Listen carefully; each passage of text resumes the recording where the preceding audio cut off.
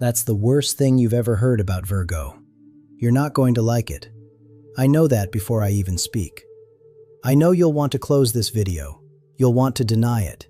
You'll want to argue that it's not like that you're different, that this doesn't apply to you. But don't close it. Not yet. Because what am I going to show you? You already know. Deep down, where you don't like to look, you've always known. And today you're finally going to face it.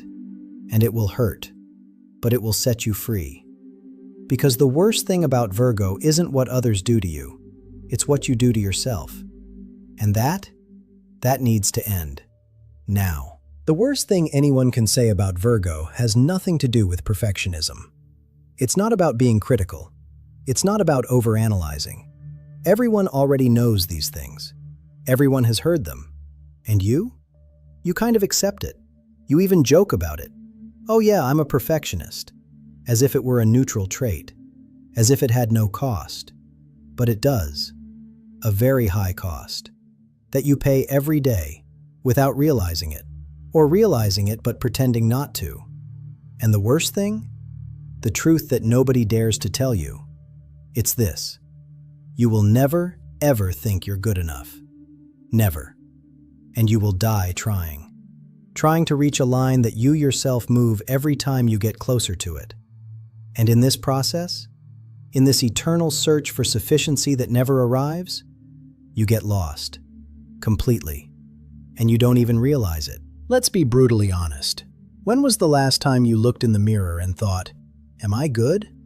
Not, I could improve this and that, but okay. Not considering the circumstances, I'm reasonable. But genuinely, I am good. I am enough. I don't need to change anything to deserve to exist.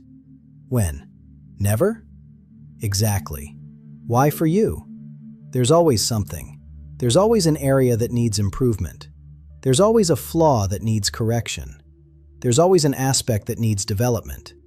And you live in this permanent state of, not yet. I'm not good enough yet. I haven't done enough yet. I'm not worthy yet.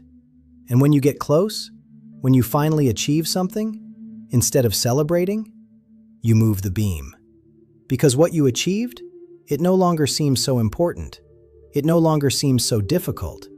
And if you succeeded, it must be because it wasn't that impressive after all. So next goal, next objective, next proof you need to give yourself that you have value. And the cycle?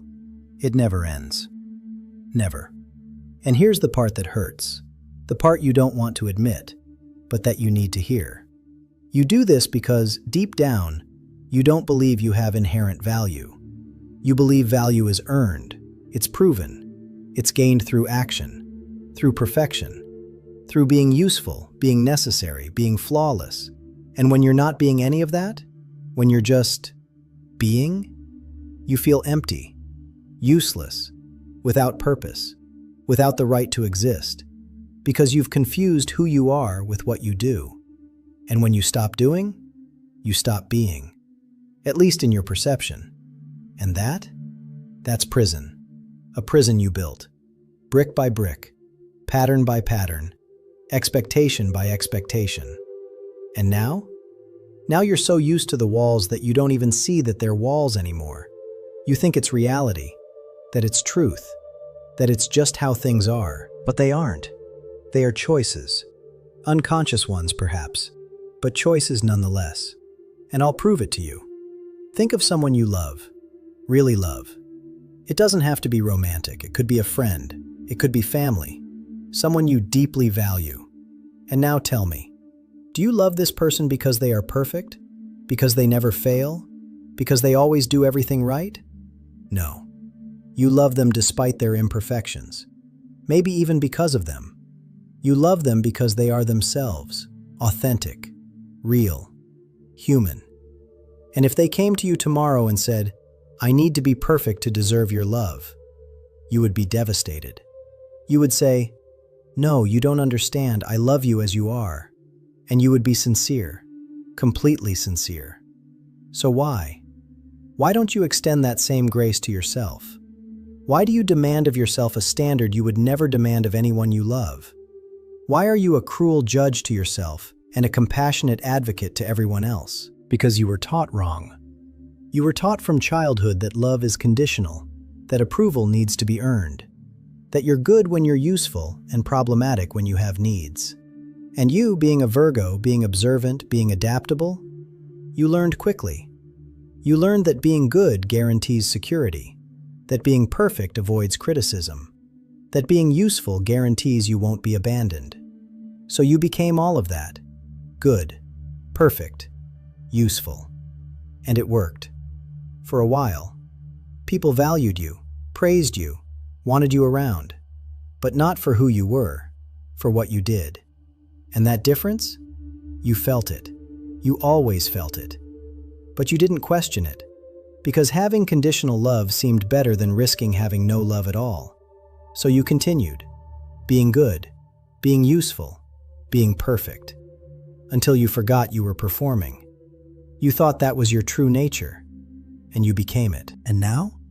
Now you're an adult, theoretically free to choose differently, but you don't choose. Because the pattern is so ingrained that it feels like your identity. You no longer know who you would be if you weren't productive, if you weren't perfect, if you weren't useful. You're afraid to find out, afraid that without these things, nothing would remain. So you maintain the pattern, you maintain the pressure, you maintain the impossible pursuit, and you exhaust yourself, deeply. But you don't stop, because stopping feels like death. It feels like disappearing. It feels like having no value, when the truth is the opposite. The truth is that you already have value. You always have, since you were born, before doing anything, before proving anything, before being useful to anyone. You had value, because you exist, because you are a unique consciousness in the universe, because there is only one you. And that's enough. It always has been enough. You just didn't believe it. And let's talk about the cost. The real cost of this eternal quest for sufficiency. First cost, you never rest. You never truly rest. Because rest seems like a waste. It seems like you could be using that time to improve something, to do something, to prove something. So you're always on, always doing, always proving. And your body? Your body is screaming for a break. But you don't listen. Because listening to your body seems like weakness. Second cost, you never celebrate. You can achieve something incredible, something that other people would be proud of for months. And you? You look at it for 5 minutes. You think, cool. And you're already focused on the next thing. Because you don't allow yourself the joy of achievement. Because achievement reveals that the goal wasn't that high. And if it wasn't that high, you need a higher goal. To prove more, to be more, to finally feel sufficient, which never comes. Third cost, you are alone. Even surrounded by people. Because you don't show vulnerability, you don't show need, you don't show what's messy about you. Why show these things? It seems risky.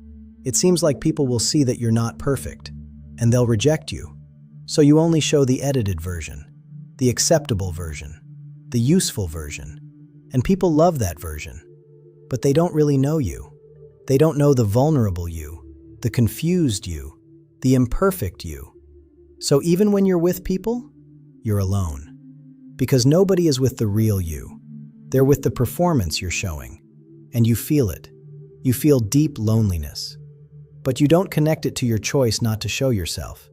You think it's because people are superficial, when in reality, it's because you don't give them a chance to see you. Fourth cost, you don't live. You exist. You function. You produce. But you don't live. Because living requires spontaneity. It requires error. It requires doing things without knowing the result. And you? You don't do anything without knowing the result, without analyzing, without guaranteeing it will be well done. So life passes, opportunities pass, experiences pass. And you? You're busy being perfect, being useful, being good. And you lose. You lose life. You lose joy. You lose yourself. Fifth cost, and this is the worst, you teach others to treat you badly. Because when you always put yourself last, When you accept less than you deserve? When you're always available to everyone but never ask for anything for yourself? You teach them. You teach them that your needs don't matter, that your time has no value, that you can be used without reciprocity. And people learn, not because they're bad, but because you taught them. And then you resent it. You resent that nobody takes care of you like you take care of them, that nobody prioritizes you like you prioritize them. But how will they, if you never ask? If you never establish that you need something too? If you always say you're fine when you're not? They'll think you don't need anything, that you're different, that you're self-sufficient, and they'll keep receiving. And you? You'll keep giving, and exhausting yourself, and resenting yourself, but never changing. Because change, it requires admitting that you need something. And admitting that you need something? It seems like weakness. It seems like failure.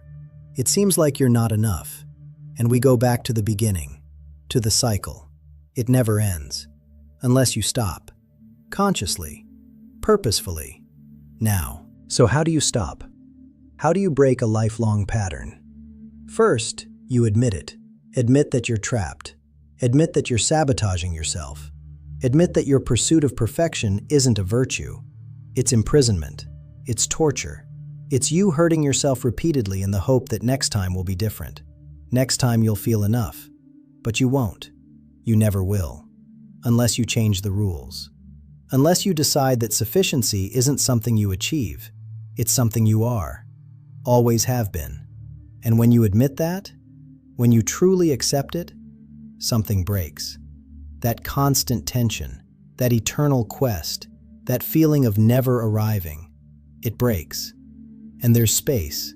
Space to breathe, space to be, space to live, without having to earn every single day. Second, you start small. You won't wake up tomorrow and be a completely different person. That would just be exchanging one impossible expectation for another. You start with small things. You make small mistakes. And you don't punish yourself. You observe. You think, okay, I made a mistake. So what? The world hasn't ended. I still have value. And you move. You rest, without guilt. You take afternoons off without doing anything productive. And you observe. You observe that you don't disappear. That you continue to be valuable. That value isn't linked to productivity. You ask for help. Small things. And you observe. You observe that people don't reject you, that showing need doesn't make you less, that vulnerability actually brings people closer, and you practice.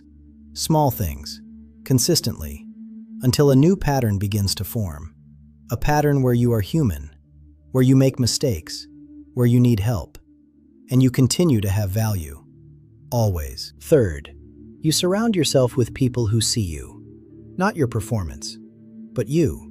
And these people exist. You just didn't give them space to see you, because you were busy showing a perfect version. But when do you start showing the real you? When do you show confusion, doubt, vulnerability? The right people stay, and they get closer, because they can finally connect with the real you, not with the image. And that connection? It nourishes, in a way that admiration for perfection never did, because admiration keeps distance. But connection with imperfection? It creates intimacy. It creates belonging. It creates real love. And when do you experience that? When you are loved not despite imperfection but with it. You understand. You finally understand that you were chasing the wrong thing. You were trying to gain love through perfection when real love only comes through authenticity. Fourth, you forgive.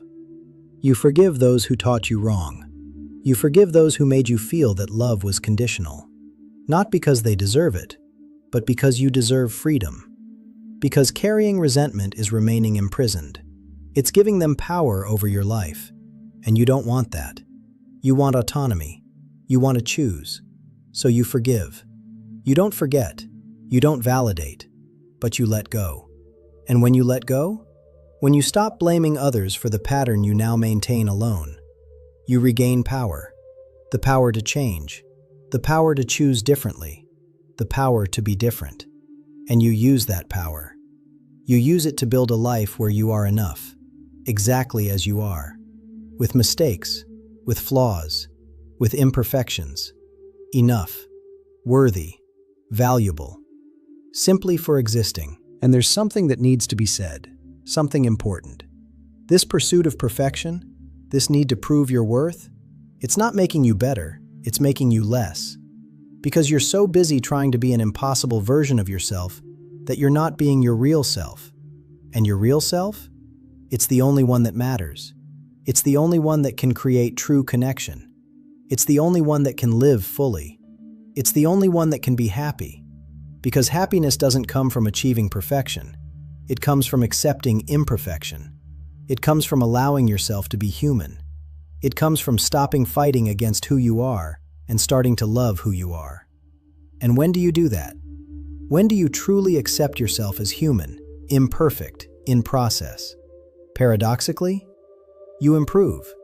Not because you're trying, but because you're living, you're experiencing, you're making mistakes and learning, you're growing organically, not forcibly. And organic growth? It's the only one that lasts. It's the only one that's real. It's the only one that makes you genuinely better. Not performatively perfect, but authentically evolved. So the worst thing about Virgo? It's not that you're critical. It's not that you're a perfectionist.